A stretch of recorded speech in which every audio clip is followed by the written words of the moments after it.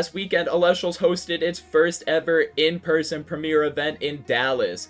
This also happened to be Elestrals' largest tournament ever, capping out at about 200 players. And after 7 rounds worth of play, we ended up with 16 players that were going on to day 2. So today we're going to be taking a look at all 16 deck lists from the event. Now keep in mind, none of these are in any particular order with the exception of the top 4.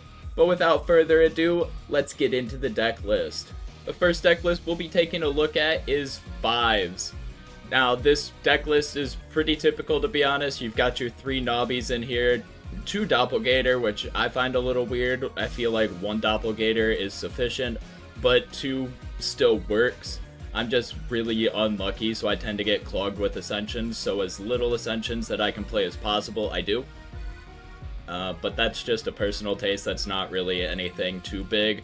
It obviously worked out pretty well for him being able to go into the double Doppelganger. I know that Diamax likes the double Doppelganger because you can just like ascend it over something and be water enchanted, or just water enchanted if you don't have an extra Lunar Spirit, and it's still just a big 5 attacker that's unable to be targeted by Tsunami and stuff like that. Got your 3 Rabbit, of course, 3 Eddy, mainly to deal with Rabbit and any attackers. Eddy's just super strong unless Galaxy's on the field. They've got Galaxy, though, mainly to deal with other Galaxies, also pairs extremely well with the Nubby Doppelganger. Spectera's here, shuts down Galaxies, pairs well with the Nubby Doppelganger, makes sense. Everything here is pretty typical, nothing really too spicy inside of the main deck. The side deck, though, I do like, because he allows himself to smoke screen into Lunar aggro. So he kind of is able to detect whether or not that they're on Lunar, and then if they're really not, he can just swap into Lunar aggro, or if it's just going to be a matchup where it's advantageous for him to go into Lunar aggro, then he can do that very easily. So I do like that in the side deck. He's got the 2 Boom Bats because Blistrix is everywhere. You need a way to out it. You've got the Divine Blessings here, and then the Spoiled Fruit. Divine Blessing is more Blistrix tech. Spoiled Fruit is heal stall, plus like Draco Ray. It takes care of that. But I like the deck. It's very clean, very typical. Nothing really too spicy about it with the exception of the smoke screen. But it did well, obviously, so, I mean, you don't really have to spice it up sometimes. Sometimes just plain what's good is good. Next, we've got a Fire Nexus list here. I like this list. It's very clean. Not really too much about it that's outside of the ordinary about Fire Nexus. I see a lot of people playing 1 Ash Rabbit. I like the fact that he's playing 2, to be honest. It allows another Nexus target for Kinleo, plus just being able to recycle literally anything in your deck that's in the grave is extremely strong. I think this card eventually will be a card to look at for the list. Not right now, I don't think it's nearly strong enough right now. But this card is extremely powerful, so just keep that in mind when playing against fire decks. And then he's got the 2 Eruptions to finish it off. 1 inside in case Eruption's really good against the matchup. You've got the Cryoblast for like 5 types matchup Galaxy to deal with other Galaxies and water decks.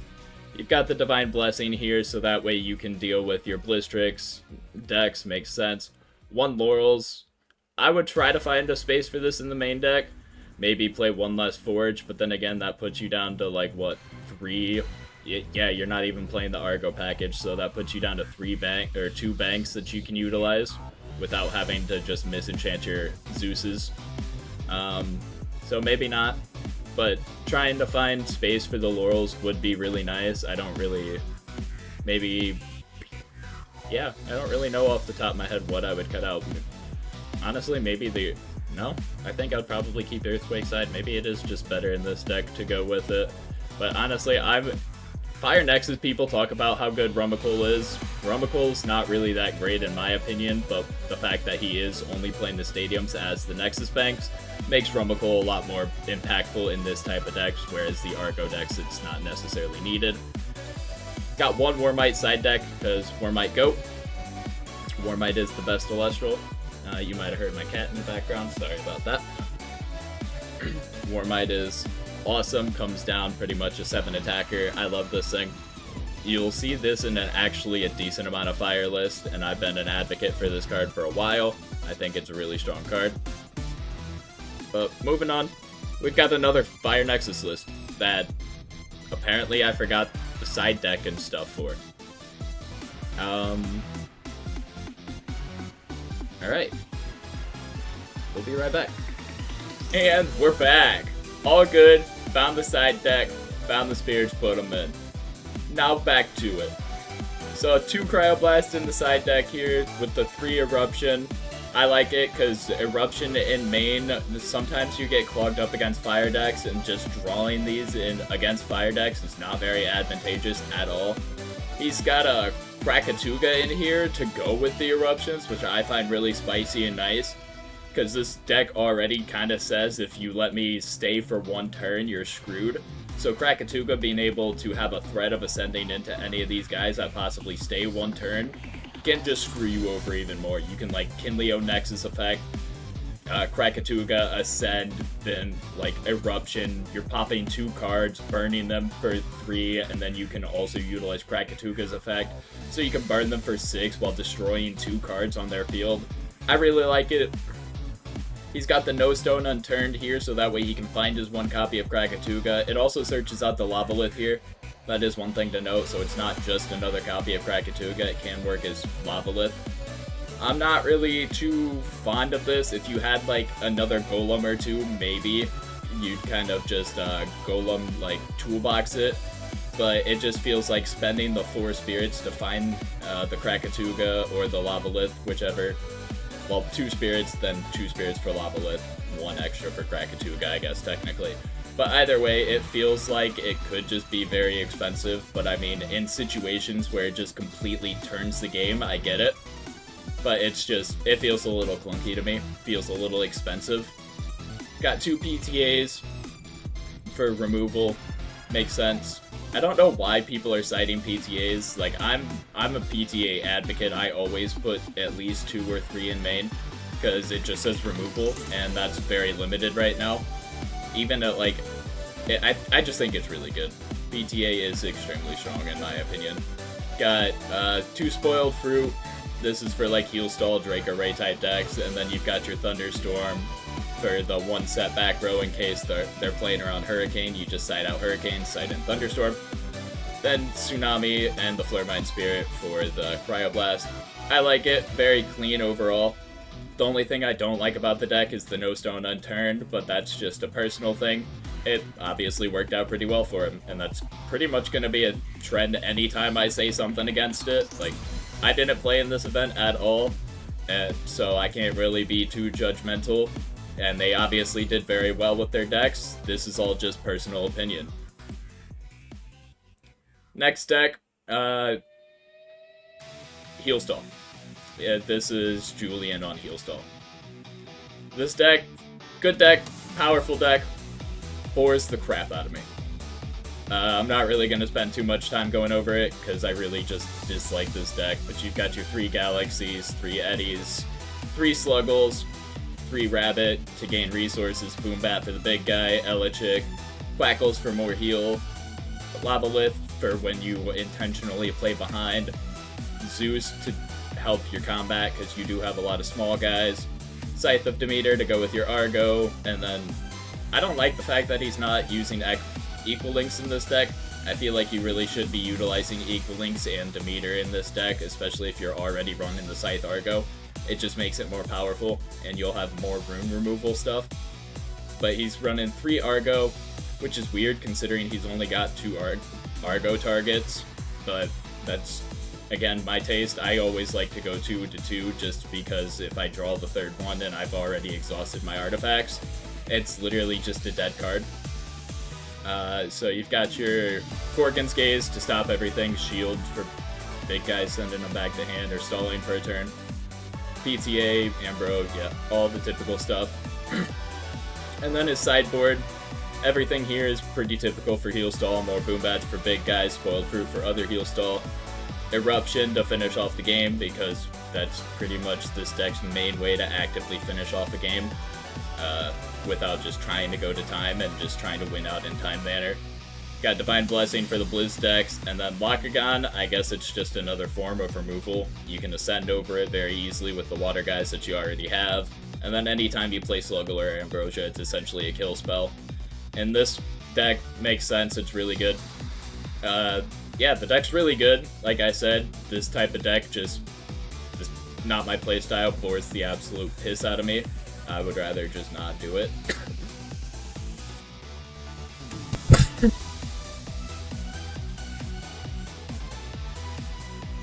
Sorry about that. Coughing spell came out of nowhere. Next deck is Blistrix. This is pretty much just Lotto. Pretty typical Blistrix deck. I think this is literally exactly copy and paste what Bean Soldier put on, except this doesn't have the full Polar Acne sideboard. But I'm pretty sure, other than this is literally just Bean Soldier's exact Buzz that he put a profile out on. Got your Cedar Swords for the Specialist end, Snowlight because that's the whole deck, Asprowl and Blistrix because you need to hit them as much as possible, Ampherix to get back a Snowlight or Catarant, whatever you might need. Morlith because pretty much this card's always live after turn 1 as soon as you play it. As soon as you play literally any of your cards that mill, or your Morphrost Lycan forms. You've got your small Morphrost package here to serve as removal, plus it swarms the field a little bit with Scorpion plus Bat. Also turns on your Morlith.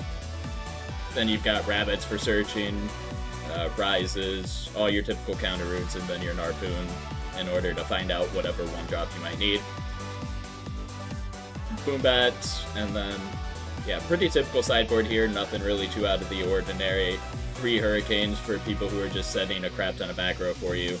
Spoiled Fruit for the heal stall, and then Mountains of Boreas, because, like, decks like Lunar Aggro and stuff can't get over a lot of your guys if you just plays Mountains of Boreas. Like, they can't get over Morlith, even if it's in defense, so they're just kinda SOL. That's the main reason for this to come in, is like Lunar Aggro deck, or 5s types decks.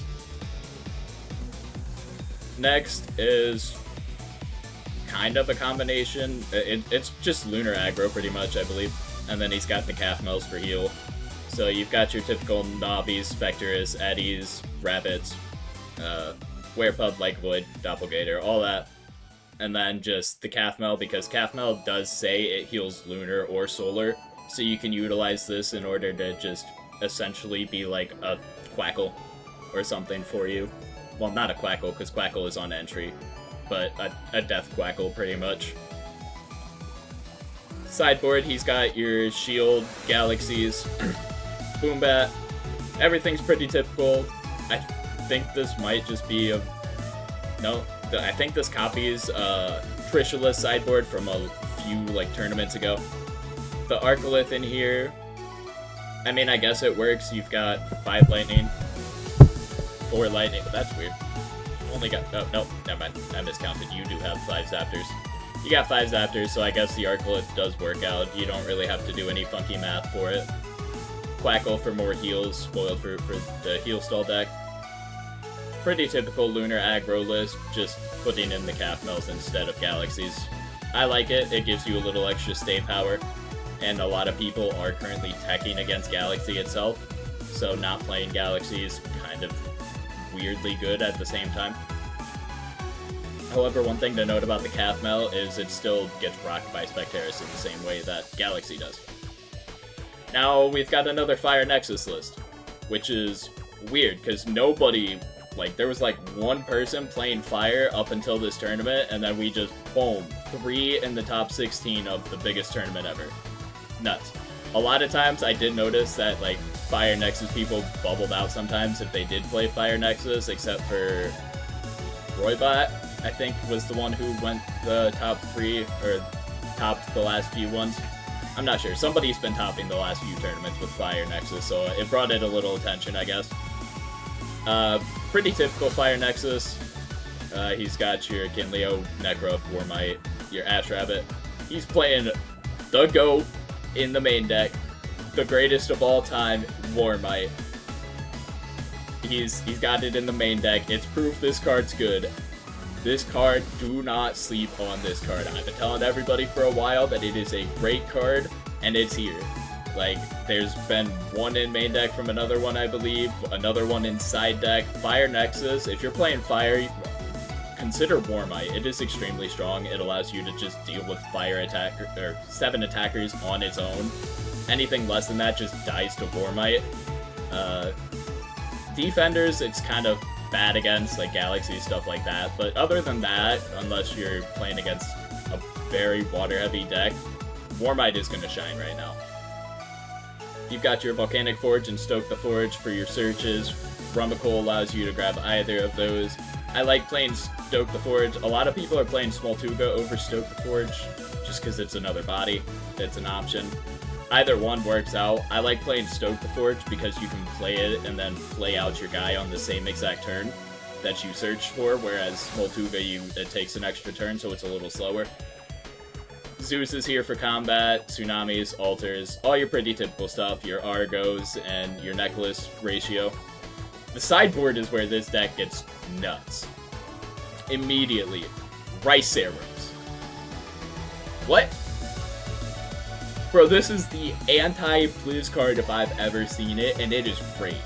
Because Blizz wants to put out like 4 people, and then it's like, alright, you can't deal with all this in one turn.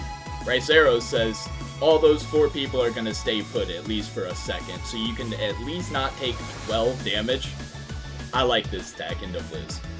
The one tech that I'm very, very confused and a little concerned about is Torchin. However, again, he made it all the way to top 16 with Torchin in side deck, so maybe it worked out. Maybe with all the spirits that you've got on board from your Kinleo and your artifacts and all that, you just pop it and then heal for like 5. So maybe in a weird world, Torchin is actually pretty good in Fire Nexus. I'm actually gonna see if, I think this might be one of my subscribers, possibly not, but I'm gonna see if I can talk to them and see how this worked out, because I'm very curious. This is the card that excited me the most while looking at all the top 16 deck list, was the fact that Torchin made it to top 16. Torchin made it to top 16. Let me say it one more time.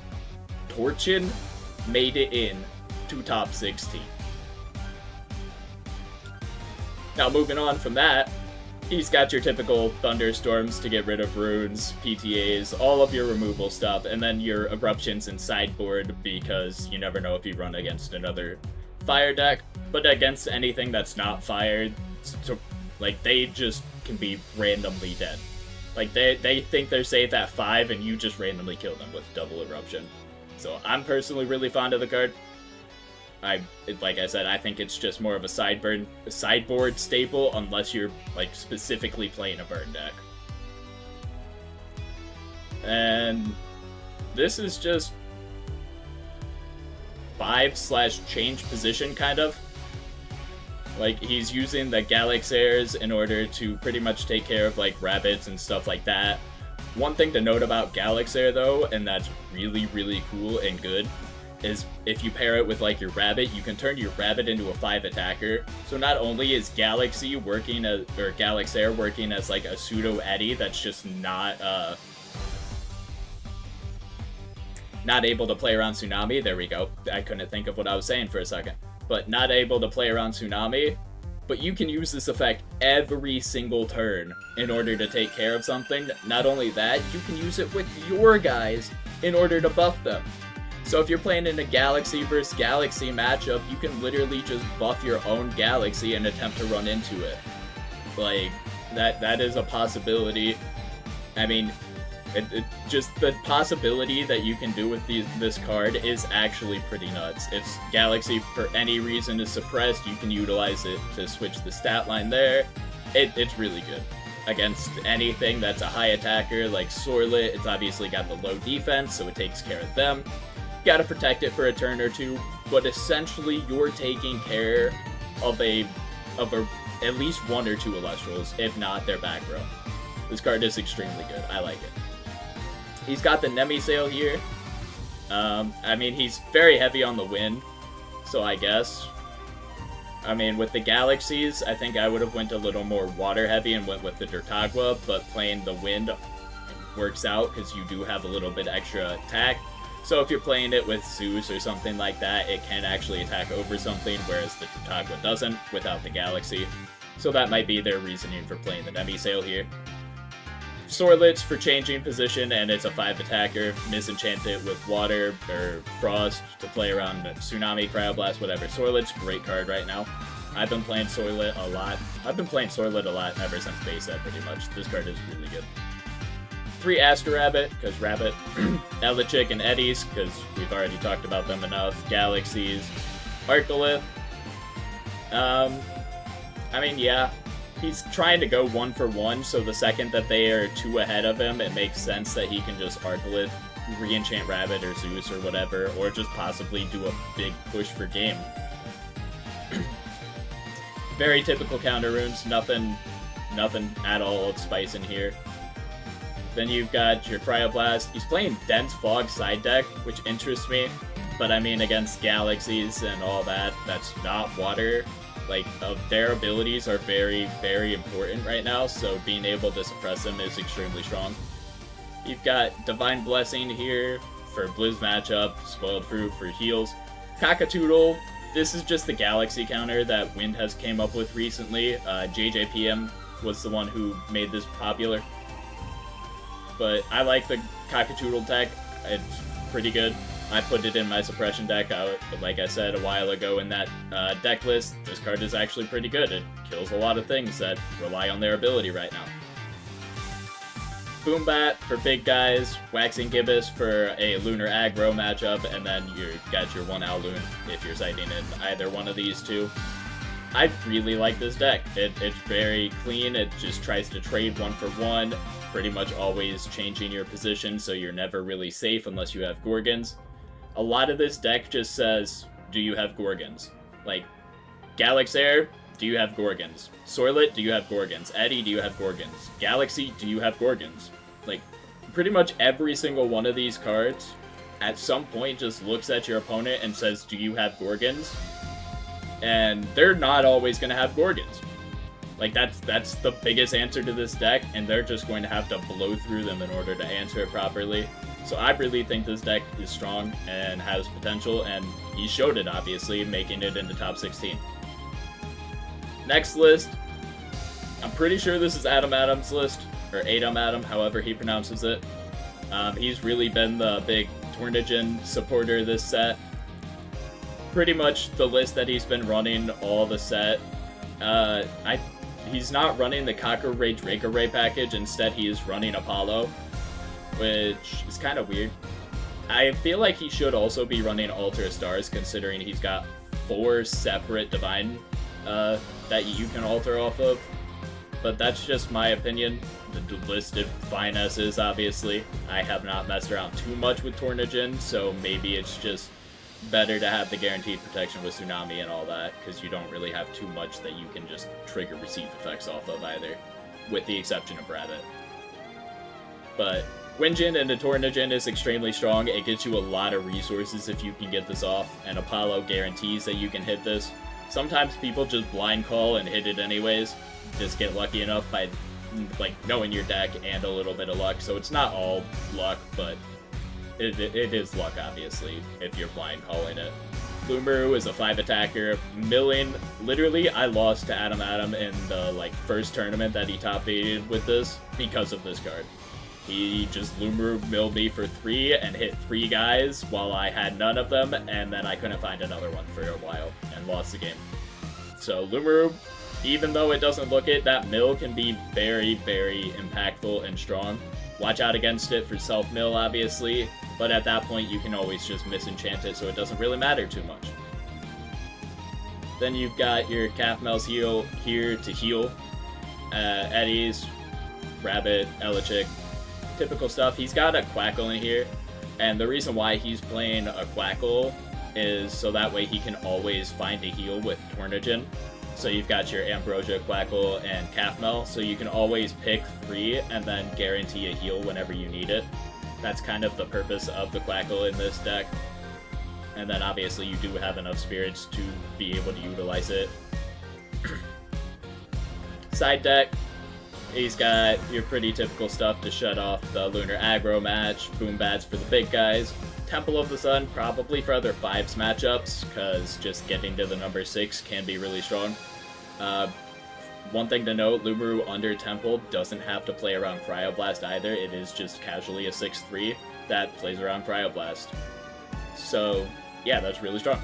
Spoiled Fruit here for the heal matchup. Tsunami, Hurricane, pretty much makes sense. You got your one Lunar in here if you cite in the spec. I don't really understand that, to be honest, because you've already got your Lunar in your main deck, and I don't feel like you need 2 Lunars for 1 Specteris. That's just me personally, because for 2 Specterises, the odds of you seeing both of them are extremely low. So playing just 1 Lunar Spirit is fine. I mean, I guess if you want to just utilize it for a misenchant to play around like Navi and stuff like that, it's also good. So thinking about that, it might be why he's got the second one in there. But moving on, we've got another like change position /5s list. Like I said, I told people in the beginning of the set that this type of deck was going to be very good. Just check out my change position list if you want to see that. But this is pretty much what I said was going to be ran. I didn't have the boom bats in here because I didn't see Blizz being nearly as much of a problem as it was, to be honest. Arcolith in here because if you want to trade 1-for-1 anytime you go down to behind 2, Arcolith can just come out as a big bomb. So that's always something that they have to consider and something that threatens them from expanding their board more. 3 Zeus to always win combat. See, he's playing the altar in here, which I really like. It just plays into the change position thing more. Not only that, you are just able to trigger Rabbit more, plus you can utilize the spirits from Arcolith better. Stuff like that. Altar is extremely strong in this type of list. Sorry. Yeah, just pretty much other than that, everything's typical. 2 Cryoblast in here for 5s matchups. 3 Navi, 1 Doppelgator if they're not on Lunar, because Navi Doppelgator is an extremely strong thing, unless they're on Solar or Lunar in particular. Got 3 Spoiled Fruit for heals, obviously. The one thing I disagree with this deck is the fact that it's not running 3 Ambrosia in the main. Like, I would definitely just put 2 Tsunami down to... swap out the Tsunami for the Ambrosia, because the Tsunami can be a dead card against water decks, whereas Ambrosia is literally never a dead card. So that's just my opinion. Just swap out the Tsunami for the Ambrosia, and then if you do need it, you can always swap something else in. But just the 3rd Ambrosia, I feel like it should definitely be in the main deck. Then you've got the Jolton Mount Olympus package here. It just allows your Arcolith to become an even bigger bomb, and then your Thunder guys just to be very harder to kill. Wow, I can't speak. Much harder to kill. There we go. Like, Rabbit becomes a 6 defender, and that's pretty much impossible to out right now with a 1-drop. Unless you have specifically Eddie, but then if they PTA the Eddie, it actually stays alive, whereas before Eddie could still crash. So the Mount Olympus is very impactful.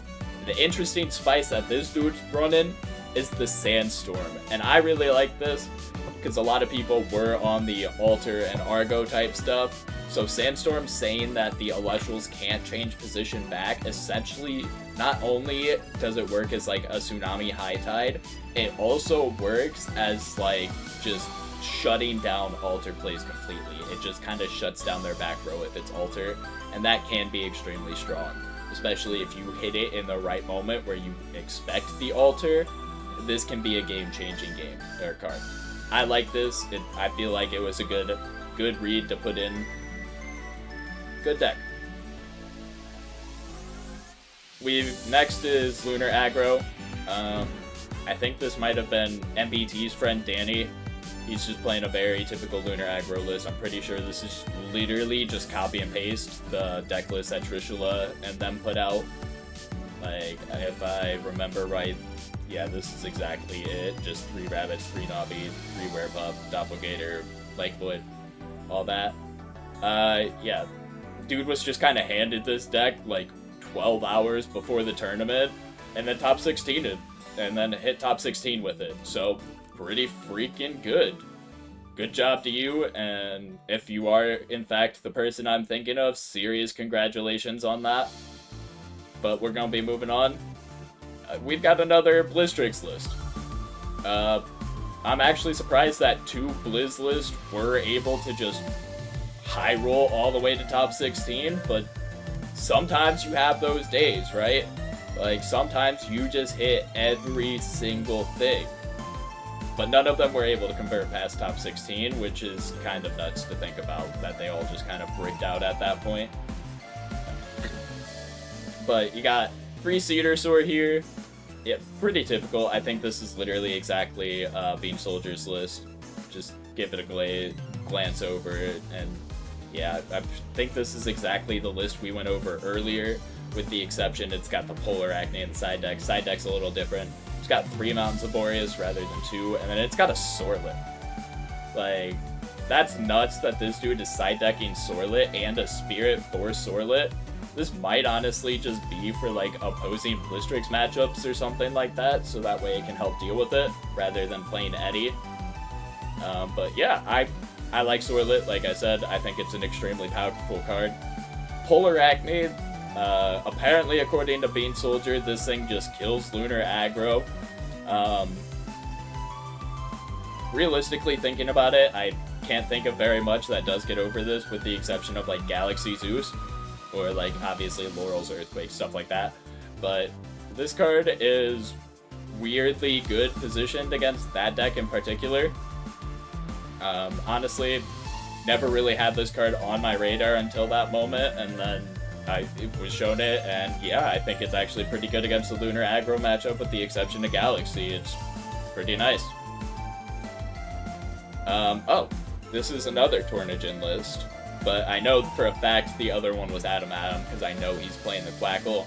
Not sure who's on this list, but yeah, just pretty much very similar to Adam's list. He's got the 3 Windjin, 3 Tornagin, all the Rabbit, Galaxy, Eddie, Cap Meltdown here, double Apollo, only 1 Zeus. I think that's a mistake.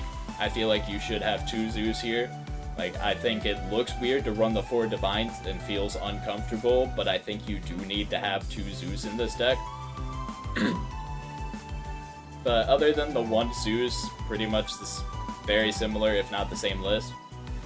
And then he's got a Solar Nexus side deck, which is very interesting, because it essentially just kind of turns this deck into a very, very resource-heavy heal stall deck. P-Gleam is essentially just a removal. P-Gleam removes Blizztrix. P-Gleam kills a Blizztrix. That's nuts to think about. But this little bird kills that big griffin.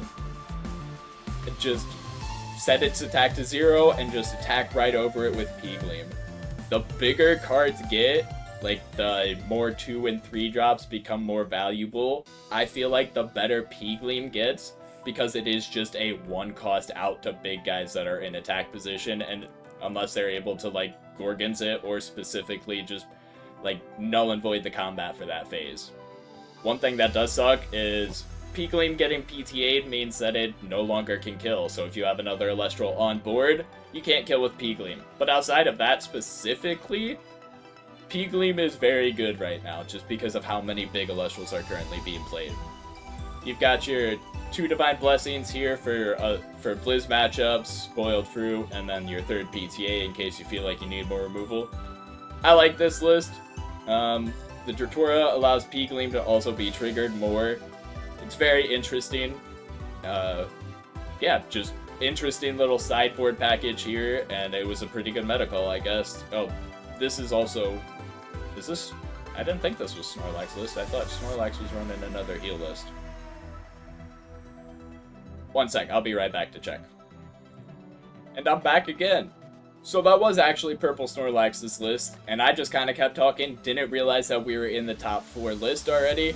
So this is actually the 4th placing list from the tournament as a whole, and just the Solar Nexus call was honestly just really good, I guess. It just fit into the meta and worked out extremely well for him and allowed him to get all the way to top 4 with it.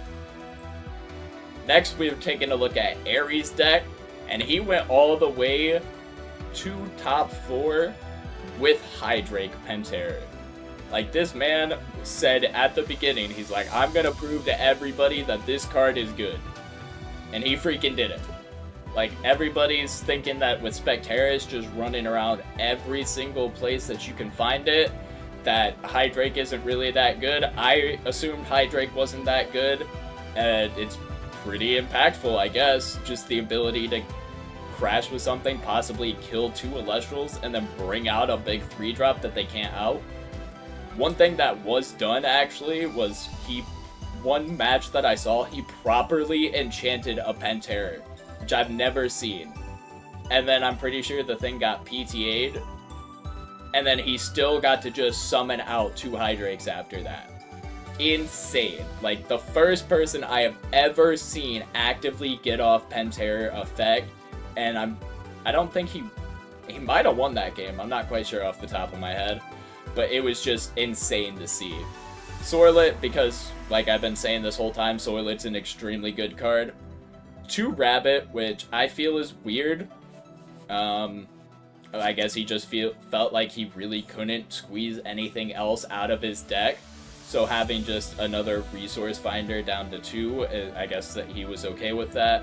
I honestly never really run Rabbit at 2. I don't really see very many people do, but obviously worked out pretty well for him. It's just a very odd thing to see. Then you've got Elechic, Eddie, Spectaris, typical Elestrals that you would see. He's very... Oh, never mind. The rest of his Elestrals are down here. I was about to say, he's going very... Like, he's got a very small Elestral package, but no, he's actually got a very big Elestral package at 21. So, that's just... It just looked weird. Then he's got, you know, Yanabis, Doppelgators, and Galaxies, because these all pair well together. And then, who's really gonna care when, like... Who cares if Hydrake's attack gets lowered if you're just gonna be crashing with something anyways, or just crashing into something to self-destruct? Like, it just also pairs really well with Navi when you think about that. Then you've got Cockatoodle. Having 2 of them, they're just Galaxy killers. It's really nice, especially since he's in Wind. He's able to just easily throw these in when they're on Galaxy. Pretty good. Then he's got the Viscerus. So he can pretty much just swap this deck out into like a 5s types list. Just swap out the Pantera line if he wants and just go into Viscerus, Cockatoodle, and like Galaxy spec. Stuff like that. Actually, 1, 2, 3, 4, 5. 1, 2, 3, 4, 5. So he'd have to like debate on Spec or Galaxy, something like that. But he can go very easily just transition this list into a 5s types list and still play it very well, which is also really nice. In his side deck, he's also got Veritaqua, which I saw come in handy. I think it was against Bo. I'm not quite sure off the top of my head. Like I said, it's been almost a week since I did watch it, so it's just not fresh off the top. But I watched him suppress the calf mel off of this in order to prevent the healing, which was extremely impactful and actually made it to where I'm pretty sure he won that game in particular. I don't know if he won that whole set, but I'm pretty sure Veritaqua won him that game. 2 Boombat, deal with big guys, Cryoblast for 5s decks, and then Spoiled Fruit for the heal decks. I really like this deck. I like the fact that he said he was going to prove Hydrake and the Pantera line was good, and he stuck to his guns, and he did it. He proved it was good. He made top 3. Well, he got 3rd. Then Swolax deck list. He did put a video up literally last night on this, so if you want to go check that out, figure out why he made all the decisions that he did, just check that out after the video. I'm pretty sure most people who are going to watch this are already subscribed to the Elestronauts anyways, but if not, it is over on the Elestronauts channel. But his deck, it was pretty much based around the fact that Equal Link's good. Equal Link's still good. Earth's still good. He played Eddies in order to just change position, and then you've got your Viscerus, because, like I said a while ago, Viscerus is still extremely good right now. Being able to just kill something and bring out a swarm the board is extremely strong. Ooh, excuse me. 3 Rabbits to search out what you might need. 1 Rummikul. This is because he's playing pretty much one-ofs with the exception of Viscerus and his Earth package. So this allows him to essentially play all of these as 2 instead of 1. Plus also, Romacool can serve as a Nexus Bank for Equal Links after you go find it.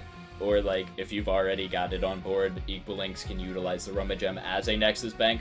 So that's also something that is really good for the deck. You've got your Specteras here to shut down the Galaxies, Werepups, and Lycovoid because the Full Moon package is extremely strong. He's only got 1 Full Moon in here because he's got 4 Full Moon in here with 3 Werepup. Pretty much, as long as they don't Gorgons the Werepup, he's pretty much always got his Full Moon, so why would you bother to play more than 1 if you're only playing the 1 Lycovoid, and you're not playing a full Lunar deck with all the Nobbies that can also utilize the Spirits too. And then other than that, he's got a typical Rune package with the exception of the Argo package that he's running.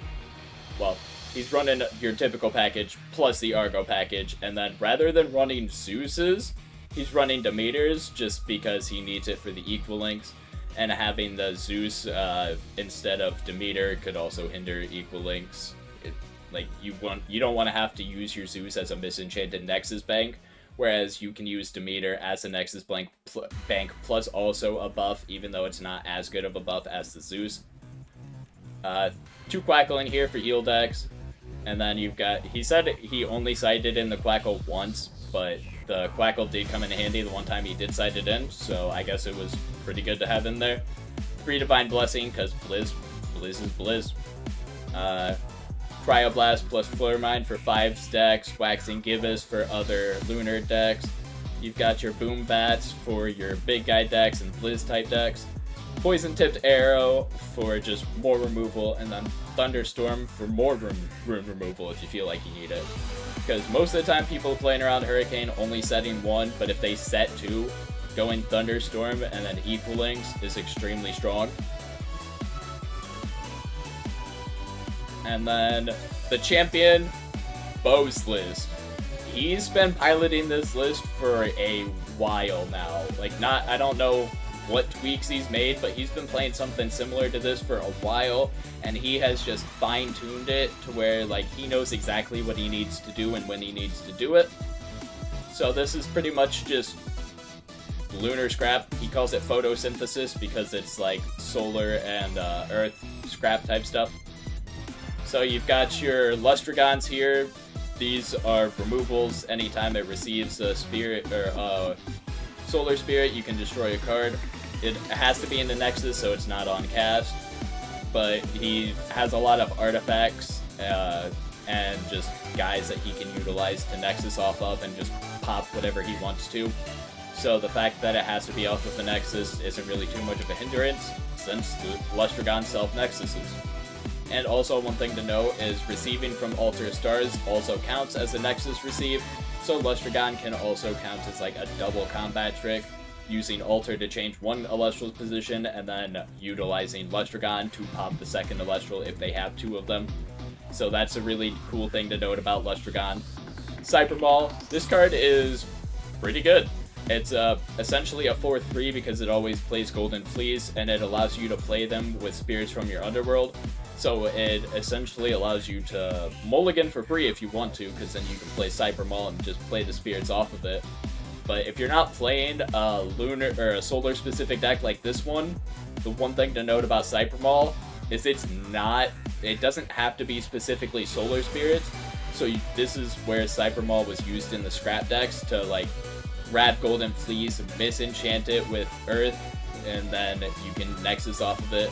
So he is playing the Earth Equal Links here, so he can misenchant it with Earth if he needs a Nexus bank for Equal Links.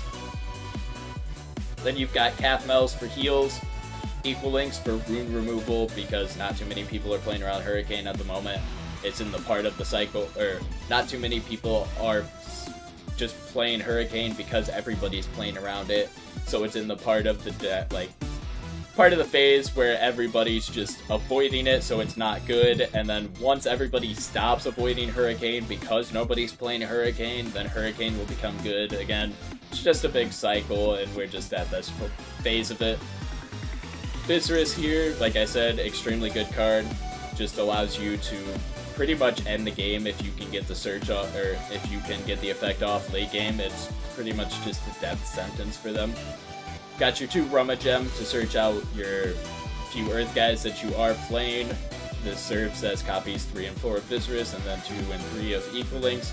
Plus, it's also a Nexus Bank for the Equalinks to utilize, so Rummagem, good card right now. Aster Rabbit is Aster Rabbit, Elechick, Elechick. Lumaru is just a 5 attacker for this deck, pretty much. And then you've got your Demeter, Scythe stuff. Pretty typical runes outside of your like Argo package that a lot of the top players ended up playing. Yeah, extremely strong main list. The only thing that's really different is the fact that he's playing like Solar Scrap, whereas a lot of people play Scrap with like Kinleo and stuff like that. But then you've got to use a lot of less good cards, whereas Solar has a lot of good cards surrounding it. So I like the fact that Bo played it this way. You've got your 3rd Calf Mill in the side deck in case you need more heals. Heliolith is actually very strong in this deck. I saw a play where Bo, it was like really down to the wire. I think the dude had 0 spirits left, maybe 1 spirit. He played out Heliolith, he enchanted his opponent's Elestral with an artifact, played Heliolith so that way he could bounce that Elestral back to hand, and then he attacked over the Eddy that was on board, and I'm pretty sure that won him the game. Because if he left the Galaxy out, which I think was the 2nd Elestral, the Galaxy would have been able to crash back, and he might not have been on 0 spirits now that I think about it, but I know for a fact that Heliolith did end up winning him that game that I'm talking about, and it just had a really strong showing. Boombat is just big guys matchups. Eddy, if he feels like he's needing to change position of shit a lot. You've got your removal here and your Laurel's Cryoblast PTA. Spoiled Fruit for heal decks, and then another Tsunami if you're not against water deck. But I really like this list. It's creative. Nobody else had this type of list on their radar, and for Bo to just stick to his guns, say I'm gonna play my favorite list, and then win the biggest tournament ever to be played in Elestrals is something extremely wonderful and very nice to see. It's nice to see not just like a copy and pasted list end up winning it. The fact that he poured his heart and soul into this deck and then won the entire tournament with it is an awesome story. But that is all of the deck list. If you want to see more stuff like this, be sure to like and subscribe, as I do post content multiple times a week. I hope you all have a good day, and peace.